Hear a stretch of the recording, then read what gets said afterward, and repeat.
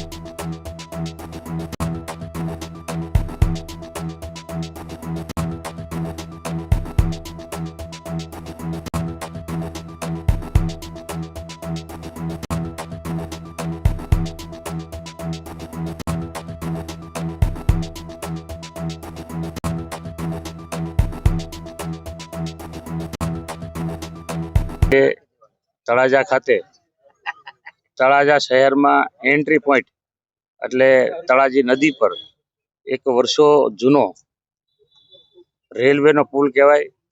એ પુલ માત્ર છે અને એ પુલ ઉપર એ પુલ સાંકડો હોવાથી તળાજાની જનતાને ખૂબ ટ્રાફિકનો સામનો કરવો પડતો હતો. આજે સરકારમાં રજૂઆત કરવાથી સરકારશ્રીએ 9,40,00,000ના ખર્ચે 36 ફૂટ પહોળો એવો આ જે બ્રિજ એ મંજૂર કરીને આપ્યો છે ને આજે એ બ્રિજનું અહીંયા તમામ નગરજનો નગરના નગરસેવકો, આગેવાનો અને નગરજનોની ઉપસ્થિતિમાં આજે એમનું ખાતમુહૂર્ત કરવામાં આવ્યું છે. એવું જ અહીંયા આ જ તળાજી નદી પર બીજો એક પુલ, એનો પણ ટૂંક સમયમાં અમે ખાતમુહૂર્ત કરવા જઈ રહ્યા છીએ. ત્યારે નગરજનોને સુવિધા માટે નગરમાં ખૂબ વિકાસના કામો થઈ રહ્યા છે. ત્યારે આ તકે મારે નગરજનોને પણ એક વિનંતી કરવી છે કે બધા જ કામ ખૂબ ક્વોલિટી વાઇઝ થાય, નિયમાનુસાર થાય, એના માટે પદાધિકારીઓ અને અધિકારીઓ કાયમ માટે તત્પર હોય છે, તેની પર નજર રાખતા હોય છે. પણ જનતા પણ જાગૃત થઈ અને સારા કામ થાય એમાં સહભાગી બને અને સમય આવે ત્યારે અધિકારી, કોન્ટ્રાક્ટર અને પદાધિકારીને ટકોર કરે એ પણ અમે આવકાર્ય માનશું. બસ.